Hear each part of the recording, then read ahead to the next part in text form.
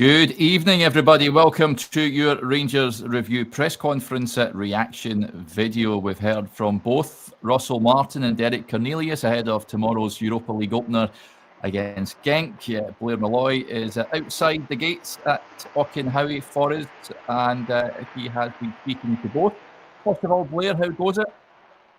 Yeah, good evening, Derek. How are we? Only a few short hours ago we were speaking on the morning briefing. Now we're here at Auchenhowie, the famous Blue Gates behind me, as you were saying there. Yep, I was speaking to Russell Martin and Derek Cornelius, who has spoken for the first time to the media as a Rangers player today. So, interesting thoughts from both of them ahead of this game against Genk tomorrow night in the Europa League. Absolutely. And let's kick off. And first of all, folks, apologies, we are a bit late in coming to you. When it ran over a little bit, but been working hard behind the scenes. Well, Blair's been working hard behind the scenes, getting things sorted, but here we go. So, the big news from Russell Martin's press conference. Let's touch on the injury situation. First of all, Blair, Joe Rothwell back in contention for a place in the squad tomorrow. He also spoke about Lyle Cameron coming back shortly. And he also touched on Dujon Sterling and the forgotten man, Rabbi Matondo.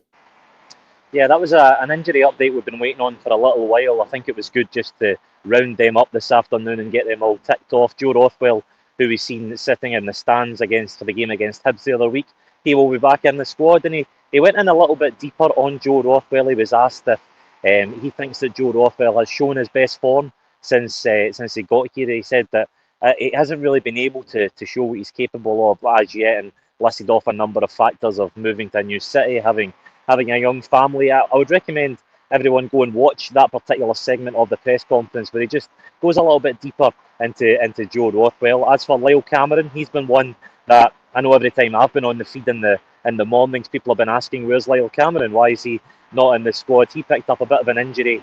I believe it was against Bruges, so he's been out for a little while, and the manager confirmed this afternoon that he will be back next week, so not in time for the Genk game, but he will be back sooner rather than later. And of course, two of the slightly longer term absentees from injury, Dujon Sterling and Rabbi Matondo. He said that they're doing very good work, they're doing well, but we won't see them anytime soon in a Rangers jersey, but hopefully in the coming months they will be back out on the turf at Ibrox. When Rabbi comes back, he'll be like a new signing, as the old saying goes. I very much doubt that, but there you go. He also spoke about the... let's bring Blair back in. Sorry about that, Blair. He also discussed the pressure in the last... being the Rangers head coach. He had an interesting response to that. This is what Russell Martin had to say. Scrutiny, has that surprised you in some way? No, I don't think so. Being a head coach or a manager of any team and club is not easy. There's always obviously so many opinions because of the level of interest in this game and what it does to people and how much it means to people. So, no, I don't think so. I've actually, in a perverse way, enjoyed that as well. I think you have to try and find enjoyment in everything. And I've said to the players, I've said to the staff, and it counts for us as well as individuals, the amount of growth that can come from this in this difficult period and learning could be huge. It could be brilliant for everyone, and myself included. So we just have to keep working, do what we believe in, and trust that then the outcome will be positive. There you go, Blair. Says he's enjoyed it in a perverse way. Whatever floats your boat, Russell. I'm not quite sure I would enjoy thousands of fans wanting you to depart the club, but there you go. And what do you make of what you had to say there? I don't imagine that the players would have been enjoying it, albeit they got the result at the weekend. But I guess it's just part and parcel of being a head coach, being a manager in the game these days. If you're not doing the biz, then you should expect a bit of heat. Yeah, not quite the answer I was expecting that one when one of my colleagues asked him about the level of scrutiny he has been under, as you've seen there, that in a perverse sort of way he has been enjoying it. He says he's tries to find the joy in everything. So, I mean, from a purely human perspective, you have to say fair play that he's been able to look at this with any sort of positivity, because he's a bigger man than me. I'd be certainly looking at this and maybe taking it personally, but he doesn't seem to be like that at all. He seems to be just riding this wave. He seems to be embracing it. And I'll say this for him, he strikes me as a man who's entirely confident in his own abilities to turn this around. he doesn't look like he's been put off in any way by all of the goings on off the pitch in the last few weeks. Interestingly, on your point there, I followed that up and I asked the manager, you said you've been enjoying it, have the players been enjoying it? And he said maybe not so much. He went on to talk a little bit about that team bonding exercise that they went on last week. Of course, that Loch Lomond trip made headlines everywhere for going viral, going up Connacht Hill. And he kind of touched on a little bit of the criticism that's got in the media from ex-pros. He said that, oh, well, we maybe have taken them golfing, we could have taken them out drinking, but it wasn't about that. It was about not escapism as such, but just getting them away to bond a little bit more. Again, I'd go and urge everyone to watch that answer in full. It's a very interesting insight into what he thought about the whole affair. And like I said, he strikes me as a man who is confident that they will be able to turn this around, and the players' mentality is certainly going in the right direction. Imagine he had taken the squad drinking. What the reaction would be to that? It would be unbelievable. I'm not sure what would have got the worst reaction going up Connacht Hill and into Loch Lomond, or if he spotted them all in a bar down Paisley Road West somewhere. I reckon that would not have gone down well, but that is just my hunch on that one. Moving on from that, he talked about the challenge tomorrow, didn't he, Blair? I mean, Genk, and he says it's not. It's going to be a different challenge to Bruges. Let's hope he's right, and we're not on the receiving end of two pumpings as we witnessed recently. Yes, very much so. It was put to him that he's coming up against another Belgian opposition. Have the players taken any lessons from that game against Club Bruges?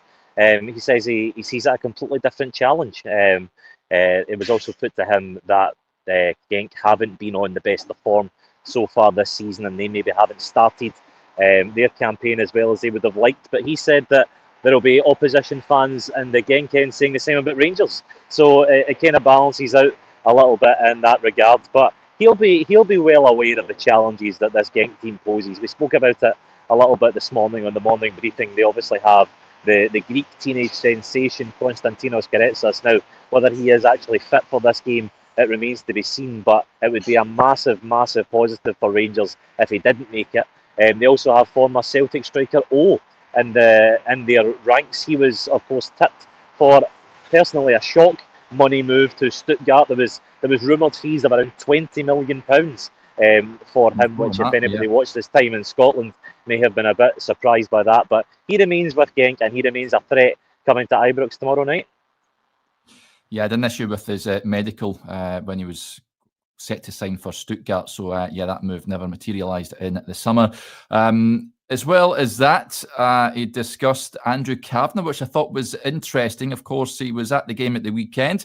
He'll be taking in the Genk game tomorrow night as well, Blair. And, of course, there is a board meeting at Ibrox also. And he spoke about his sort of involvement behind the scenes. What did he say on that?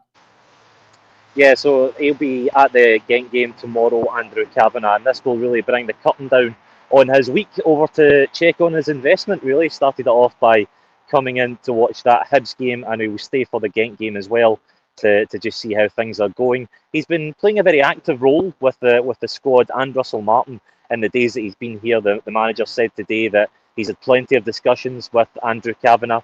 Andrew Cavenagh gets on well with the players. The players are very comfortable with the chairman being around there. So it strikes me today that Andrew Cavenagh is taking a very hands-on approach to Rangers. I know that some fans may have been a bit worried. They may have been a bit concerned that because he is based so many thousands of miles away over in the US, that he might leave Rangers as a bit of a dormant venture, and he might not be in it as much as he could be. But he seems to be taking a very much hands-on approach. He seems to be getting to know the squad. He wants to really be involved, and he wants to know how things are going. So I personally think that is positive news for all Rangers fans involved. Okay, it might not be going the way that everybody wants it to on the park right now, but I think to have the owner so intrinsically linked with the coach, to know the players, and I think, make no bones about it, he'll be leaving this trip knowing the lay of the land. He'll know how things are going, and he'll know the Rangers fans' thoughts on things, and he'll know what's going on by the time he jets off after that Genk game. Yeah, well, they've seen it firsthand on Saturday, that's for sure. Moving on from that, then, you can watch that press conference, incidentally, folks. It's over on the YouTube channel just now. The full transcript is over on the website, as well as is Derek Cornelius, who was put up for the press, as Blair says, for the first time since signing for Rangers. And I'm going to play a little clip from what he had to say on coming into an environment which is a tad uncomfortable at this moment in time. It's something that I try not to put too much focus to, clubs like Rangers, there's an expectation to win, and the way I view it is that extra pressure that we're getting from outside and maybe the chaos that I'm stepping into. I view it as a privilege, and I view it as a challenge to come here and try and help the situation. So for me individually, I don't think it impacted me negatively, and I tried to look at the positives in the situation. There you go, Derek Cornelius speaking ahead of, surprisingly, his first European game tomorrow night, Blair. I'd imagine that he'll start the game. And he says he's well used to this sort of environment. He would be having coming from Marseille, which is a very one city club, very passionate down there, the fan base. So, what do you make of what he had to say today?